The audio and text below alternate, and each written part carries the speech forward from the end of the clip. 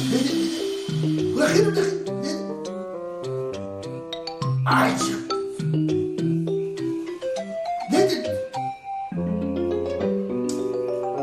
والله ايوه باشا دزمي جاكي بشومو شور مزقفتي بكموها الشور كيف؟ شور مزقفتي بكموها اها انا ولا وقتي زاري ساعاتك معايا تسلك إلى مزقفتي بتسميها دزمي جاكي بشومو عندك ذكران بكم باش ولا ولدات تروتساوي بودايشن او تروتساوي هيتان دي سامرو مزقفتي أو دانكا حولك بيزاربن كزدم بيزارنيا هذه كزبيت بيزارنيا سمع لبس الروهور بيقرا واللي يدو بكشي ماشي سلم تسوها تسمع عم تسرع على خندكم كنا ما نبي كم شكم تيكاليها مش تشي دبي خود بيني هنا أمي خوار ديا دبرو واش ربي حتى صار شو سنة سودان حتى دي تواني بوردو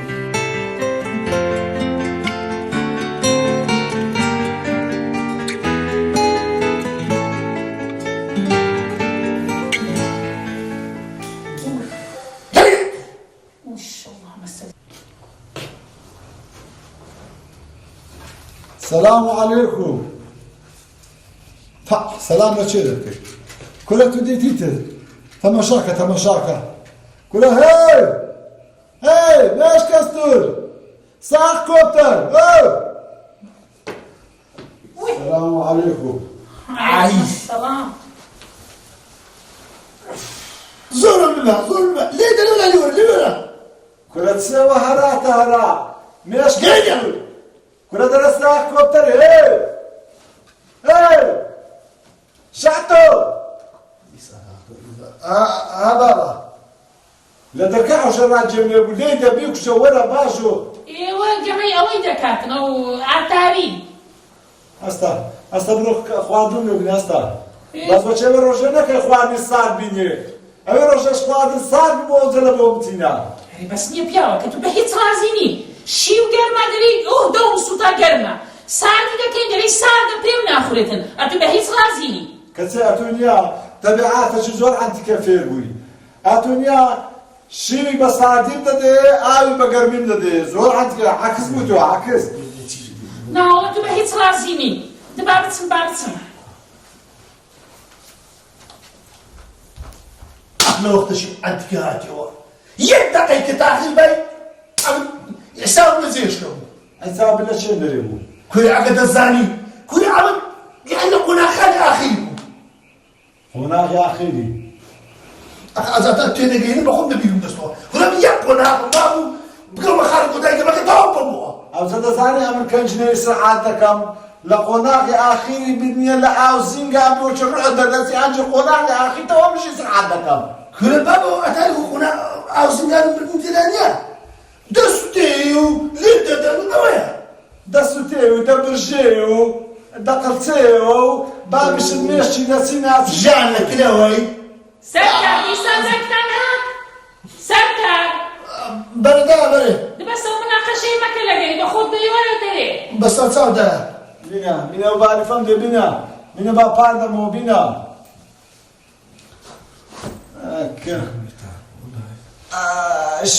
لا يشني ها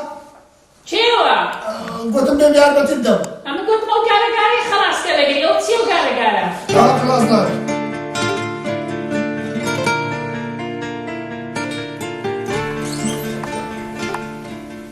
ما شاء الله دي سما مستاناتي اتورني هيشتان امنات مزارك لونوش بيجس بيني ما مستالي لبي والله ما مستاجني وصحكي استقلال كذا دزعني كلك كاست سيلك انا كان بكيف خويا كات هذه هاتي كلت ما وصعوا كلت ما مستادي تقد زار للكوانا ما شاء الله ما مستانيا اما دزاني فقي نغسل لقناك انجزو هناك انا ما مستا معاش خذو دل كاكدو لو مسقفت الناس دار زقت ما مسكرت دستو حات سولو زي ما كمان عرفت ارسدي دي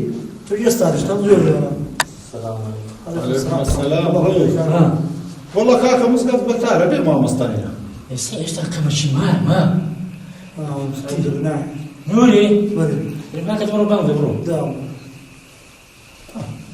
همي هل أمينا قال بسم الله.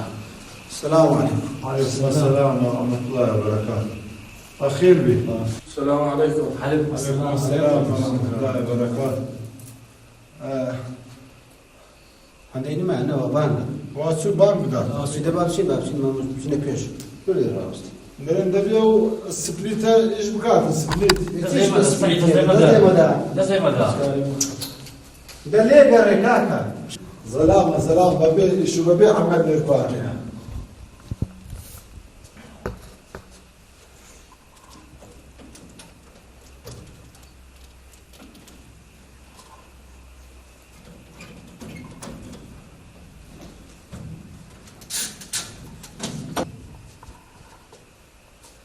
سانتو أو بلو كجاوا ورا الكوانا أو بزانة صايناك ورا أو هاتم. كله بتش كجاوا نازم نخت أو كجاوا ند صدق لسان شنو؟ نازم بس نودك معنا دا إشي لك هو تقدر لسان لو من اللي بملي وينها لو. كل عادي تسيا ولا بعد بارش بيخدمون. سايكا بابك هالكاول ذكر. ما شاء الله يا أو مزقفة أو ندبي نازا والله حقوال ما قلين المزقفة غريبة قامت كده نيجي كيف كندبرو. أتورا بزانة أتورا ما بيد بريم أتبري أو حوشي أهم نايلون الزبرة باش خادم أتو إيش تسيتي كل هموني وشي وقت معاشي ديت هم غارة معاشي وذاك لدر بارش خوانني خادم ناي ما مستاجنيا فاك معاشي وذاك ما مصلحنا أونيا قامت إذا كانوا تمشاكا نوري بيجنوج دكات باش ما مصلحت له ناي بيجنوج كل ديسا مل اللي بملي ما مستعين مل اللي بملي خادمينا كل تمشيش لحديقة كل تذكاري شتاء مكة ما تبرد شنو يجاكي بكينو كل تساتو تزور عندك كل تبرد بس مش عندك أتو ديتي تعديقة دكازر أنا ولا دات تسكينو إيشو دبيها مزقف الدبيها أي روشي لخفتانيا قوتم درك الزرداء لا أو شيء مزقفتي لخوري مزقفتي بتساقيت معقولة لنيتش من تساقيت من نادر كذا دنيش كل أفكار حمل ياك بوا درك هذا ولا ليه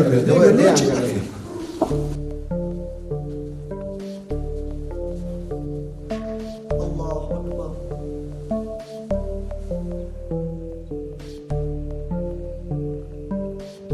سمع الله لمن الله أكبر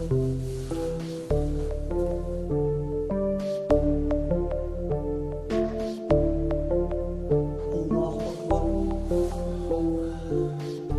الله أكبر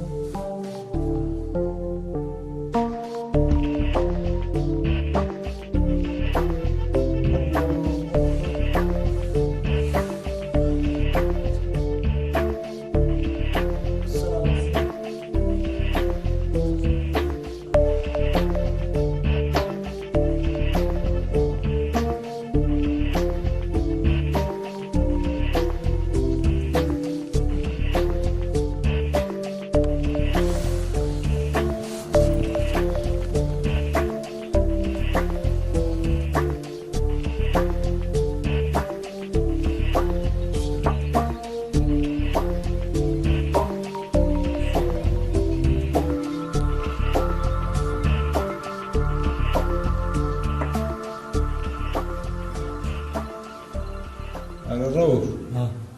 خوات بشري ما بشري ما كل نيش كل كجوا هذه كوها كل أو خورو باسكيت كل حندر بار خلطة الدوق لبنا هنكري دامنيا هر وقت الدنيا براسو مشيت سعيد ومار خويا بسنا كودك ها حتى ما وصل بخدام اللي يوبتينا هذا بس كذا هو هالبزنيا بسرمان هذا النوري سعيد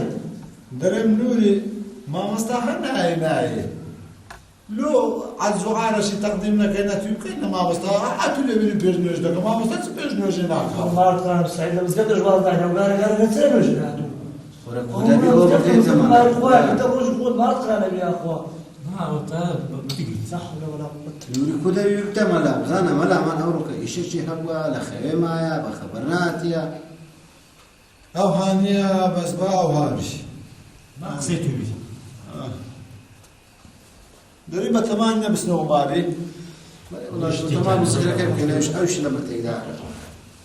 مين اللي استعار بابا يا الله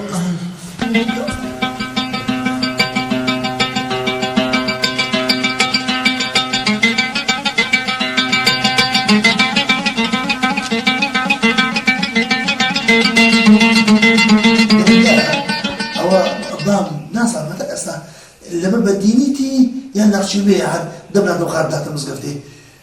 والله تصدق الرئيس كش سويد مسكين لو مزقفتي أصلا بقى قسمي اللي بيقول لي أنا عقد حد الرئيس كان راعي عليك بديها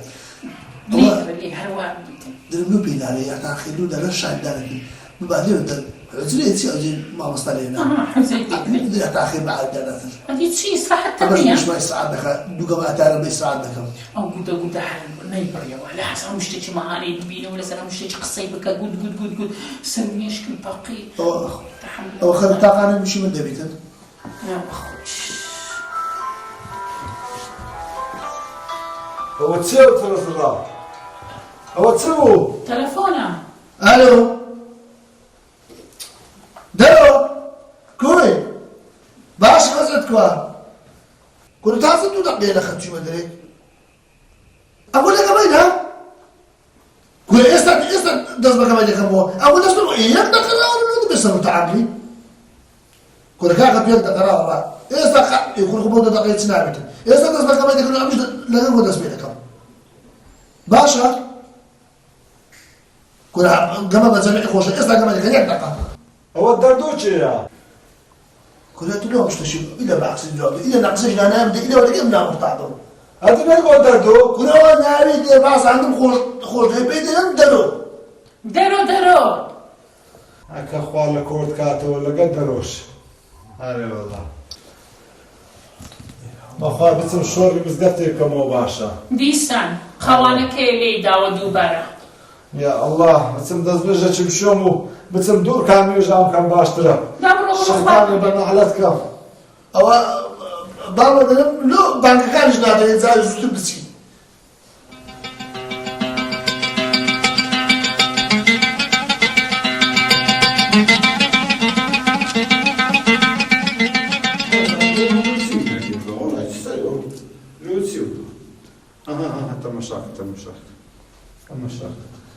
أفهم كلام نهاية إيركوانا إيه كاكا هاي ما دام دين نيجي دكا نسيد عمر وجد بنيو ياك المسار كوتي نيجي دكا والله خو بيرانا جنانيا بيلم قلت سانغرام شاشحت على ده كيف رد دري ولا مسار كوتي نيجي بكي يا ده بني من دار أول دي تنام مزقفت يا خم من دار ساعة مزقفت يا أما وابو خو ما أنا وينا ما مصطفى لشش وجار روجا نهاية تنجر تمشى أهم القرآن الناس على الإيركوانا وإني هبين نيخا دبوا السوق لا تشي ده برسي والله إني نزلت يا ميران كده وينا هذي هم تعبوا هلا هو جابين وبردين أمزان أواني يكون سريع لا بسريع جناح الآن تأكيد من زمزمي خرشية أو زحال يكلو خوي بد نوع الدوري اللي دا بعصيه كشي دكات أو زخوا هل بعصي منك والله قبل بعصي منك حواري خوي عارف حوالي اخواتك هذه ايوه او كان نوري باقي في جنجي مالو دكا بانك دا جماعات مالو دكا من يبر من كان نوري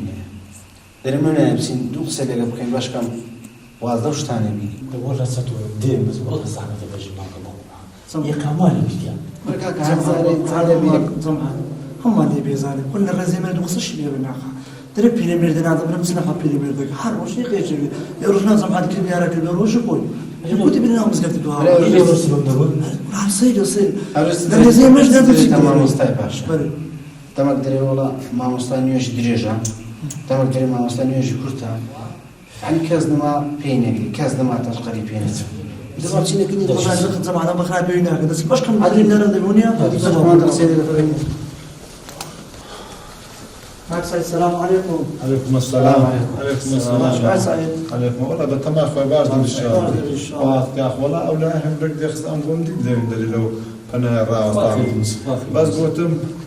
بوتم تأكد أنا هسه كان قسەیان لە بنسەرێکنا ئەڵان غیبەتێ خەش دەکەن پێم ئەوە بگوتم با بەس غیبەتێ من ئەگە غیبەت چکۆوەشم بوو گوتم ئەوانی خۆی غیبەتمان نەکردی و غیبەتیش ناکەین ئەمە هاتیە ئەگەر لێمان تووڕە نەبیە دوو قسە لەگە بکەین لێمان عاجز نەبی هەندێک قسەی دەکەین قسەی چی دەکەم بری والله سایزازیە ئەتو دەکەی ئەو هەناوی کاچ خۆ دلکو هاتنی لێکە چ دەکشی نەمێن دەمن بە من دەگەی دەمن بە چەتۆی دەگەی دەمن بە نوری دەگەی کاک ئەو هەناویت کاکە ئەمە زگە بۆ نوری دەستی باشە نوری ئاخر پێش نوێژی دەکەم مامەستا دەتویشی چییە مامەستا دێتو لە چێ بەری باشە ئەگۆ لو ناچین یەقەی مامەستا گەمبری ئەری مامەستا ئەتو حەقەت عیسا ڕوزە چێ بێ کاکە ئەمە دەزانین چیە مامۆستاش لەوانە ئیشێکی هەبی مامۆستاش مارە میوانی دیە عوزرێکی هەیە نەخۆشێکی هەیە سەردانێکی هەیە السلام عليكم. هكا جماعات والله بقول من بجماعات رانا جيشتم نيجا كم لكم نوێژەکەت بەڵام ان شاء الله خۆشەکان سای چەند نوێژی بکەم و چ مامەستا نوێژ بکەم نوێژ هەر نوێژە چ پێوێتی بێت شت بەس حالمە تەحت و نوێژ خۆت بکەم دوای سعی ئەتۆ ڕۆژە کاتی جەماعەت نەکرابین ولا هەر هاتینە جەماعەتمان ئێتەوا ڕۆژێک لە ڕۆژان بەدنی نوێژت کردیان ناو هەندێک شتی دەکەی ئەم حالە نییە والله دیوانە دۆرە مامۆستاش بۆ دژنەرم بوو هاتووە ئەتو ئەو ڕۆژیان بخۆم هاتم سوبێ گشتە بێتی سەرەتەکە تێک پێدا هەتا ئەمن هاتم ڕەکبەر یەخستەوە دەستکاری سۆبێ مزگەوتێ دەکەی دەستکاری قورئانەکان دەکەی دەستکاری سەماع و شتی دەکەی هانابی والله کاک سای ناکات لێ حالم زۆر زۆر زۆر لێ ناڕازیە والله كاكا خير من يا الله السلام عليكم. اللهم صل على سيدنا محمد. اللهم صل على سيدنا محمد. ولا باشا اللهم صل على يا ربي خوي قول لي ما راضي بي ان شاء الله كاكا امان داولي بردت انا دكم هم بجماعتك اجرانا جيشتم او تسيروجش ليرن نبون امن زداكم زتلي دابو وضعي زور خراب بو لانعاش بو اوجا لبر عندي امن نمتواني بجدار من لقتن داولي بنشتاني دكم ان شاء الله باقي زتلي دابو بلي دابا خبرك مد بدابا امش دهاتني كاك سعيد خبري سبدو براس بمريشتنا لكرا هذا الدكتور كامبو قلت شنو بقى نقول عزيز ندم كسر عزيز ندم لبر عندي بكسم نبو أنا ما أستاذ يقول ما أستاذ لا سماحاتي لشجر روجا ديو بكجدير أنا بكيف خوتيو بالأرجل يقول تهوبري فقير هذا ولا جماعتي ذاك درس باشا أتو الأخوة بزيادة لهم دين شارزة نيجي بس كنت قبور يا أنا ما أستاذ كاكا لو قبورني برام أجر مثلا كل أو كيل سلبيتن يعني زمداني لسلبيتن أو خير سوابي زيادة أو هيئات جوان نيش جوان دكانو خير سوابي زيادة أنا قبوله بسر كتبي يعني بكراي لسلبي أو كزاعي شباب في كذا قام ديت الجماعات أو رجل الصفي ذلك اليوم أتوكلا ولا سريني نيش تخبر نافي أنا أفتكرين أرجو نيش ما كل ده مدام جماعتي ردانيش نت وتمام بالخوم ذكر كيف باش نيش كين حاسة حميدة كذا ما أصلا يا رجل يجمع تكليفا كلمة هرايا كنا جماعاته يجي كم هم اللي خربوا ناو مسقط يقص زايد وقارا هرايا ما مساوش ديتا مسقطي خوازاي هم اللي تسينو لبيزاري باشا كاك سعيد جماعات غازان دشان ديتها أو ده مالي خواي قوريا لو همو مانوشيكا بلام آدابي تابعتي خوش هي أو مسقطة مثلا أما نابي دسكاري اشتكاني بكينو نابي دنگ مال لسر يكتر برسكينو نابي قصب يكتر برينو نابي من دالان لا نيرجي جماعات بدول بقرينو لبي وان لي بكين خاصة من دال وان لي بكين تشتيان بدينا شينيان بدينا لو بينا مزقوتي هاتشوي مزقوتي بنفيرة مزقفت ببن والله ما مستعمل مقصد كم هون مش أنا بخدمة كده مزقتي قلتم ما أمنا مزاني زرداك زتلي أما مزاني هلا تو أهلو قوري ناب مزقفتي وناب يجني جمال وناكي وناكين بس والله ما مستع والله جماعتش سكان تواوا دبي قدر ما ذاك ما مستع والله غيبتهم كردي قدر ما ذاك بس أمنجني كاك جماعة والله ما دام نقولها لمن بيزار نوانا أو مش درس عبدتك مليك والبتوب إذا كمية كاك مش وش نقول ديم أجر خدمة بيكرا خدمتك إذا كم وقنا نيجي بالجماعات ده كم ما مستقنعات لو دروس بو أمن إيركانشم بيزار كرديا ما المدار خوشم بيزار كرديا زانا لين درج أوان حرسان كرديا براستي أجا أمن على بەخوا لەگە ئێرەش هیچ عیبم نابیشانە لەگە مارش ئەوە دەرم تۆ بێ بکەم خوالم خۆردە بۆنیا دیکو کاچ خۆمەری ئۆڵاگە تۆ بکی خوای گەورە لێمان خۆش دەبێتن لە هەر هەموو کەسەی خۆش دەبێت ئەو کەسانێکە گوناهش دەکردن ئازادکەن والله سەدەت خۆش و ئازادی ما سعید هەموو دەردەن ئازادەکەم بەس دەوی واز ئەو شتانە بینی ئەو ژماوەستا لەگە من هاتە مزگەفتێ هاتە ئەم دوور کاتە نوێژ سونەتم کرد مەلی لەمەمە لە سەبیتی ناو تێک توێکی قەیدە ناکەم مادەم کاک سعید تۆبەی دەکاو لەو گوناهانە و لەو شتانە پشێمانە لە خوای بزیادبی مادەم تۆبەی کرد ئەگەنا گوناحباریش دەبوو پیری ئاخر شەڕ